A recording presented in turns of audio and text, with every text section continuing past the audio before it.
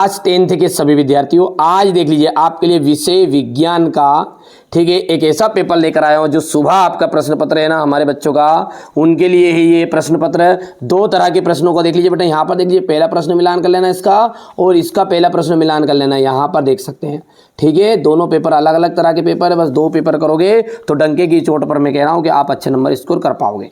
ठीक है, और नहीं मिल रहे हैं वीडियो, कई बार बच्चों को वीडियो नहीं मिलते तो चैनल पर नंबर दिए गए, नंबर पर कॉन्टैक्ट करो, मैसेज करो। ठीक है, ऑटोमेटिकली लिंक आपके पास भेज भी दी जाएगी, भटकने की जरूरत नहीं ज़्यादा। खाद्य पदार्थों का कार्बन डाइऑक्साइड और पानी में टूटना किस प्रकार की अभिक्रिया है? देखिए, खाद्य पदार्थ का कार्बन डाइऑक्साइड टूटेगा और पानी में टूटेगा, तो भैया इसमें होगी आपकी ऊष्मा का अवशोषण, तो इसको अपन कहेंगे बेटा ऊष्मा शोषी अभिक्रिया। ठीक है, और जो ये सूत्र है, इस सूत्र में आपको साथ क्या हो रहा है, ये फेरस ऑक्साइड है, ये एल्यूमिनियम के साथ जब क्रिया कर रहा है तो ये आयरन को यानी Fe को हटा रहा है अलग, और Al उसकी जगह पे जाके बैठ रहा है। देखो ध्यान से, तो जब ऐसी अभिक्रिया हो ना तो उस अभिक्रिया को कहते हैं विस्थापन अभिक्रिया। क्यों कहते हैं? क्योंकि उन अभिक्रियाओं में आपके लिए क्या होता है इसमें कि एक तत्व दूसरे तत्व को उसके यौगिक से अलग कर देता है, उसी को अपन कहते हैं विस्थापन अभिक्रिया। ठीक है, इसके बाद में थोड़ा सा मैं इसको साइड में कर लेते हैं यहाँ से, कि जब किसी रासायनिक अभिक्रिया में भाग लेने वाले पदार्थ को अपन क्या कहते हैं? भाग लेने वाला पदार्थ, ध्यान देना, भाग लेने वाला पदार्थ कहलाता है आपका अभिकारक। और अभिक्रिया के फलस्वरूप या बनने वाला पदार्थ है, बनने वाला पदार्थ जो कहलाता ना वो उत्पाद कहलाता है। क्या कहलाता है? उत्पाद। ठीक है, जब हाइड्रोजन का योग होता है, ध्यान देना है, हाइड्रोजन का योग और ऑक्सीजन का ह्रास, तो देखो इसमें हमेशा एक हाइड्रोजन का योग होगा तो ऑक्सीजन का ह्रास होगा। यदि यहाँ पर मैंने बोला कि हाइड्रोजन का ह्रास है तो ऑक्सीजन का योग होगा। तो इस अभिक्रिया को पहचानने का ट्रिक क्या है? आपको ऑक्सीजन को देखना है, केवल क्या देखना है? ऑक्सीजन को देखना। यदि ऑक्सीजन का ह्रास हो रहा है, ऑक्सीजन यदि का ह्रास हो रहा है, फिर से बोलो लाइन, यदि O2 का ह्रास हो रहा है तो उसे कहेंगे अपन अपचयन। क्या कहेंगे? अपचयन। और यदि O2 का योग हो रहा है, O2 का योग, समझ में आ रहा है? O2 का योग होता तो कैसी अभिक्रिया कहलाती? उपचयन। तो लेकिन अभी हाल फिलहाल क्या है? O2 का ह्रास हो रहा है, इसलिए कौन सी अभिक्रिया कहलाएगी? अपचयन। टूटी हड्डियों को जोड़ने के लिए प्लास्टर चढ़ाते समय किस पदार्थ का उपयोग किया जाता है? डॉक्टर जो है टूटी हड्डियों को जोड़ते समय किसका उपयोग करता है? तो प्लास्टर ऑफ पेरिस का करता है, जिसे अपन POP के नाम से भी जानते हैं, प्लास्टर ऑफ पेरिस।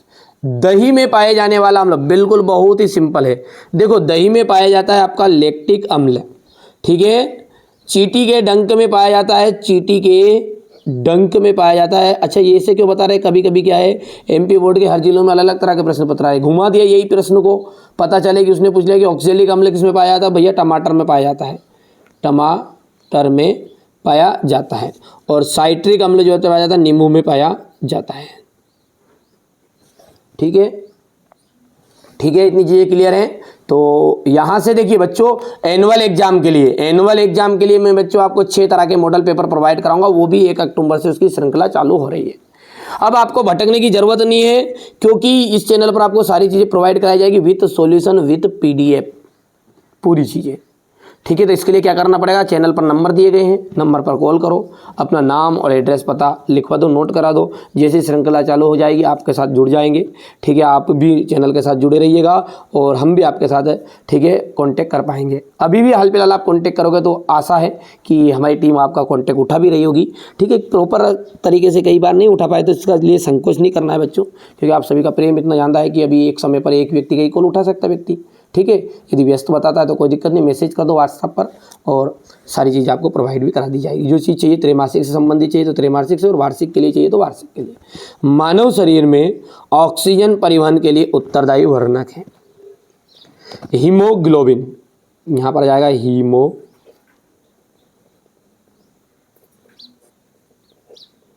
हीमोग्लोबिन।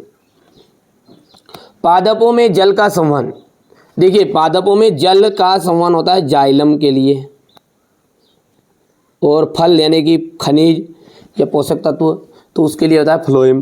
कपाल तंत्रिकाओं और मेरुरज्जु तंत्रिकाओं से मिलकर परिधीय तंत्रिका तंत्र का निर्माण होता है। परिधीय हो गया इतना। इसके बाद में आपका है अग्नाशय में से निकलने वाले प्रोटीन पाचक विकर का नाम, अग्नाशय से निकलने वाले प्रोटीन पाचक विकर का नाम है ट्रिप्सिन। ट्रिप्सिन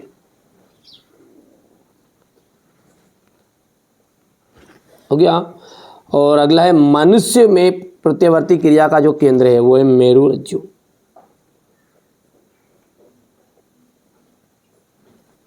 मनुष्य के मस्तिष्क में सोचने वाला भाग कहलाता है प्रामस्तिष्क कहलाता है। मस्तिष्क तो सोचता है पर उसका अगला हिस्सा सोचने का काम करता है,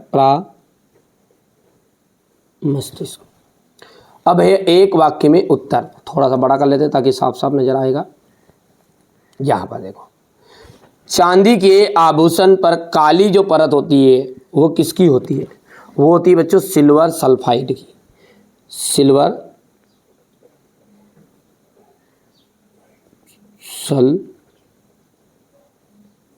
ठीक है। और CaOCl2 यानी कैल्शियम ऑक्सी क्लोराइड, क्या नाम है इसका? Calcium oxy chloride. इसका प्रचलित नाम जो है ना वो है विरंजक चूर्ण।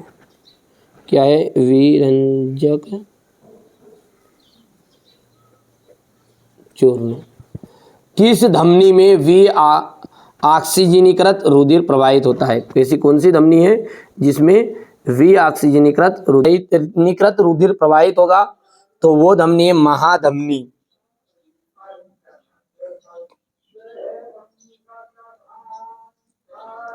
मनुष्य के मानव उत्सर्जन तंत्र की कार्यात्मक इकाई नेफ्रॉन किस हार्मोन्स की कमी से मधुमेह होता है? Insulin hormones.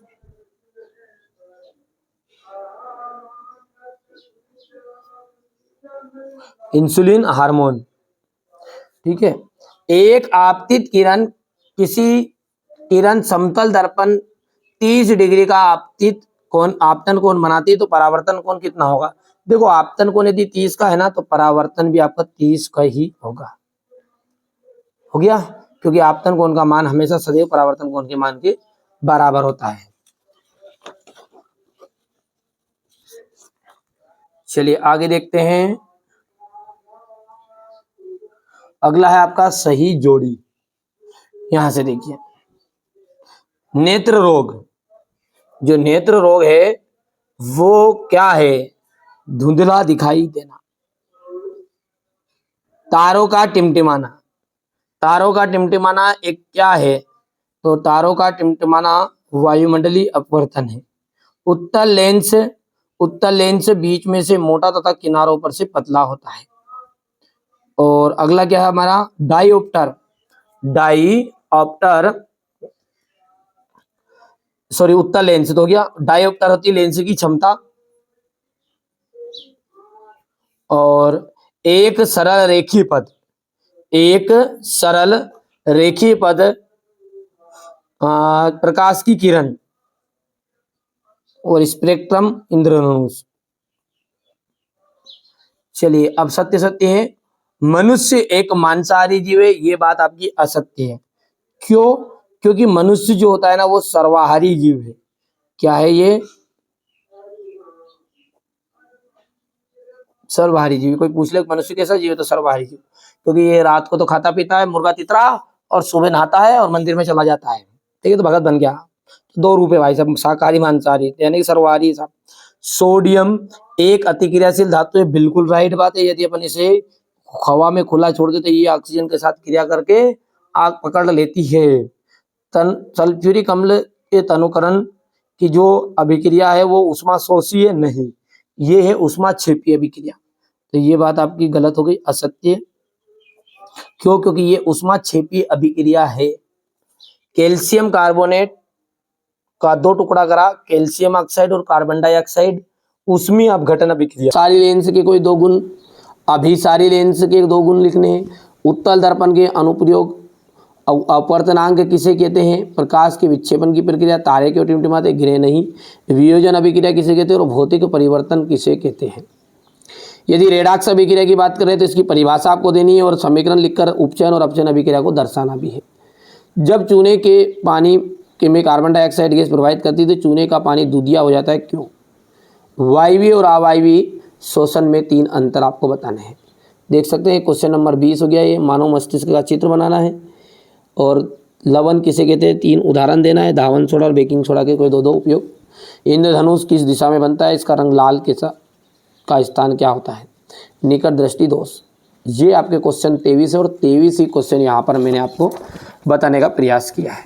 तो बच्चों ये आपका एक तरह का पेपर था। प्रश्न को आप मिलान कर लीजिएगा। ये देखिए यहाँ से शुरू है जो है प्रश्न।